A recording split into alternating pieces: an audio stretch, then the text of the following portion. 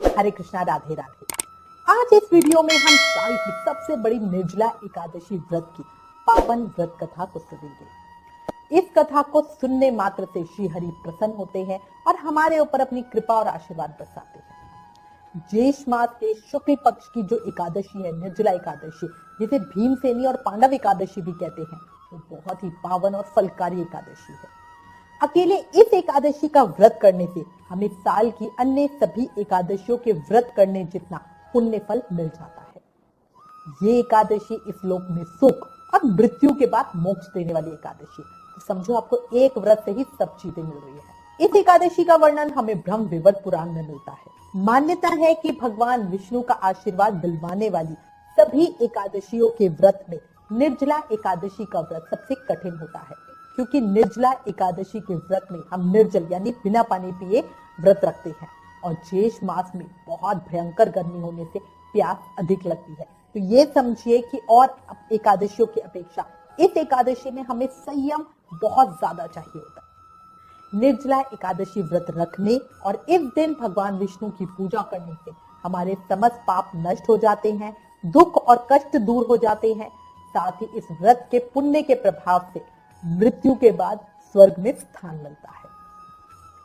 निर्जला एकादशी का व्रत विधान से करने और जरूरतमंद लोगों को फल, अन्न, आसन, जूते, छतरी और शरबत आदि का दान करने से हमारे मन की सभी इच्छाएं पूरी होती हैं और सभी पापों का नाश होता है। इसलिए सभी इस एकादशी का व्रत जरूर करें। जो वैसे एकादशी व्रत नहीं करते हैं वो भी इस एकादशी का व्रत करें। साल की बड़ी एकादशी है।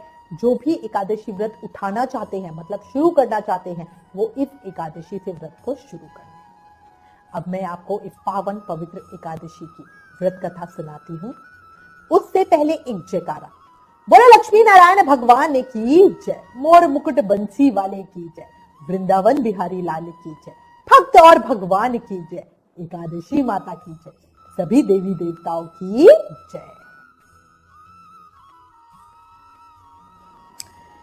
एक समय शौनक आदि 88,000 ऋषि मुनि बड़ी श्रद्धा से सूत जी महाराज से सभी एकादशियों की कल्याणकारी पापनाशक रोचक कथाएं सुनकर आनंद मग्न हो रहे थे। अब सब ने ज्येष्ठ माह के शुक्ल पक्ष की एकादशी की कथा सुनाने की प्रार्थना की। तब सूत जी महाराज बोले, इस एकादशी का वर्णन परम धर्मात्मा सत्यवती नंदन व्यास की करेंगे, क्योंकि ये संपूर्ण शास्त्रों के तत्व ज्ञाता और वेद वेदांगों के पारंगत विद्वान है। इसके बाद सूत जी बोले, पांडवों में दूसरा भाई भीमसेन खाने पीने का बहुत अधिक शौकीन था और अपनी भूख को नियंत्रित करने में सक्षम नहीं था। इसी कारण वो एकादशी व्रत को नहीं कर पाता था।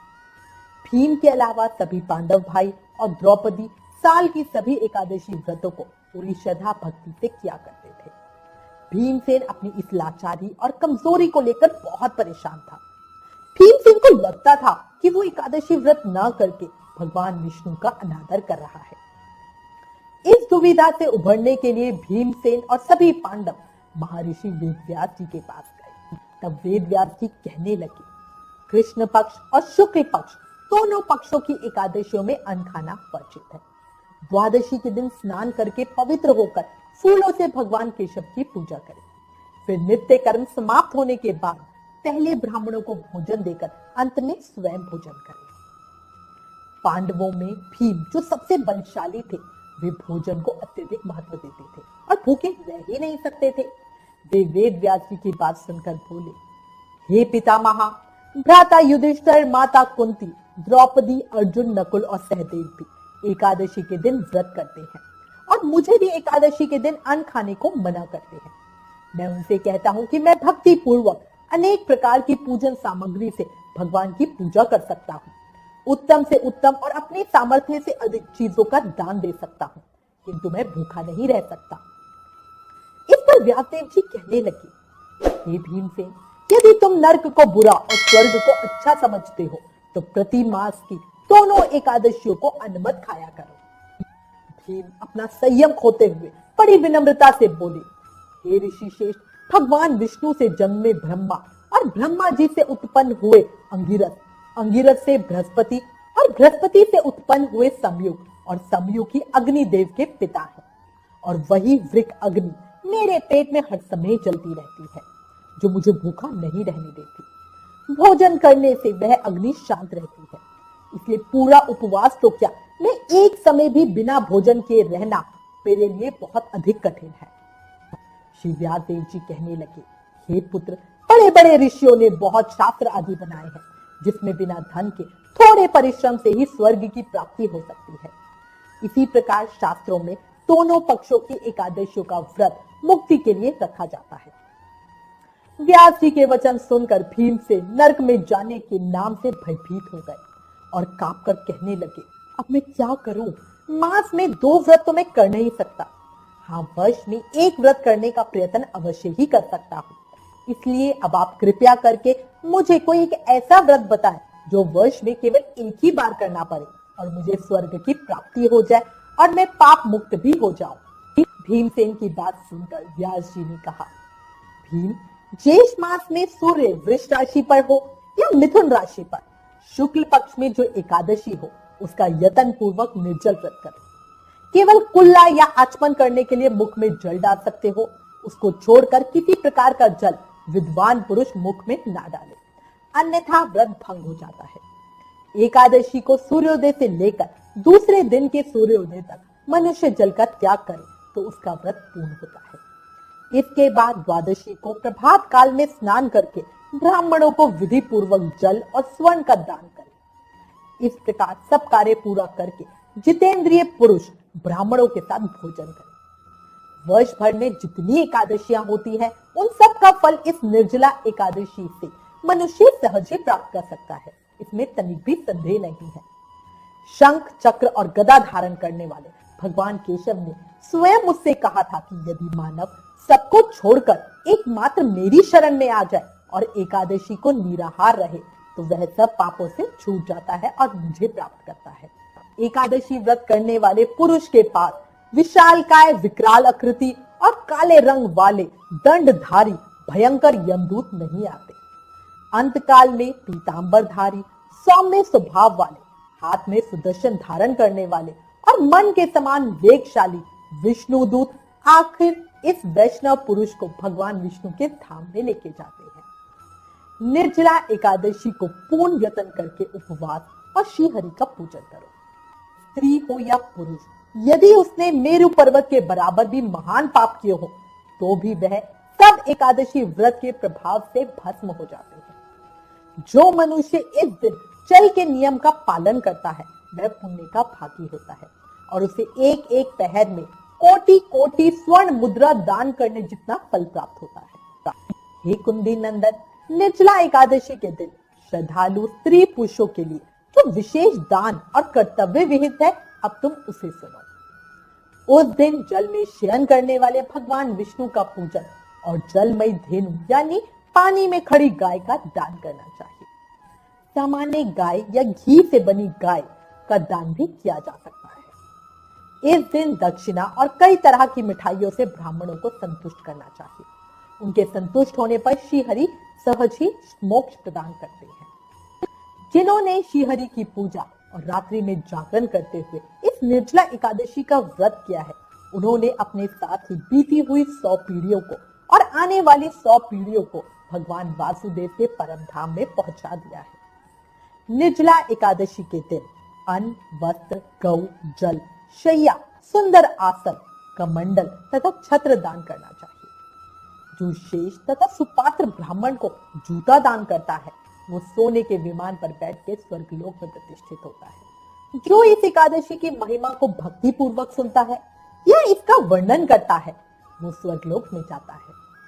चतुर्दशी युक्त अमावस्या को सूर्य ग्रहण के समय श्राद्ध करके मनुष्य जिस फल को प्राप्त करता है वही फल इस कथा को सुनने मात्र से मिल जाता है। भीमसेन, ज्येष्ठ मास में शुक्ल पक्ष की जो शुभ एकादशी होती है उसका निर्जल व्रत करना। उस दिन शेष ब्राह्मण को शक्कर के साथ जल के घड़े दान करना। ऐसा करने से मनुष्य भगवान विष्णु के समीप पहुंचकर आनंद का अनुभव करता है। इसके बाद द्वादशी को ब्राह्मण को भोजन कराने के बाद स्वयं भोजन करना। जो इस प्रकार पूर्ण रूप से पापनाशनी एकादशी का व्रत करता है वह सब पापों से मुक्त हो आनंदमय पद को प्राप्त हो जाता है। इस दिन ओम नमो भगवते वासुदेवाय इस मंत्र का उच्चारण करना चाहिए और गोदान करना चाहिए। मनुष्य निर्जला एकादशी के दिन स्नान, दान, जप, होम आदि जो कुछ भी करता है वह सब अक्षय होता है। ये स्वयं भगवान श्री कृष्ण का कथन है। निर्जला एकादशी को विधि पूर्वक उत्तम रीति से उपवास करके मनुष्य वैष्णव पद को सहज ही प्राप्त कर लेता है। निर्जल व्रत करने से पूर्व भगवान से प्रार्थना करें और कहें, हे भगवान, आज मैं निर्जल व्रत करूंगी, दूसरे दिन भोजन करूंगी, मैं इस व्रत को श्रद्धा पूर्वक करूंगी। आप अपनी कृपा से मेरे सब पाप नष्ट करें। इस दिन जल से भरा हुआ घड़ा वस्त्र से ढककर स्वर्ण सहित दान करना चाहिए या उस दिन शेष ब्राह्मण को शक्कर के साथ जल के घड़ा दान करना चाहिए। ऐसा करने से मनुष्य भगवान विष्णु के समीप पहुंचकर आनंद का अनुभव करता है। जो मनुष्य इस व्रत को करते हैं उनको करोड़ों पल सोने के दान का फल मिलता है और जो इस दिन यज्ञादि करते हैं उनके फल का वर्णन तो कोई भी नहीं कर सकता। इस एकादशी के व्रत से मनुष्य विष्णु लोक को प्राप्त होता है। जो मनुष्य एकादशी के दिन अन्न खाता है वह पाप का भोजन करता है। इस लोक पे वह चंडाल के समान और मरने पर दुर्गति को प्राप्त होता है।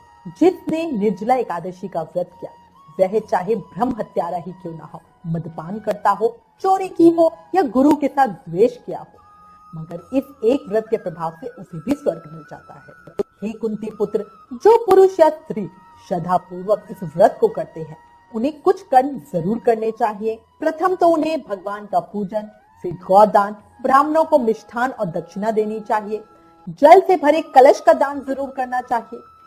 निर्जला एकादशी के दिन अन्न, वस्त्र, जूता आदि का दान भी जरूर ही करना चाहिए। जो मनुष्य भक्ति पूर्वक इस कथा को पढ़ते या सुनते हैं उन्हें निश्चय ही स्वर्ग की प्राप्ति होती है।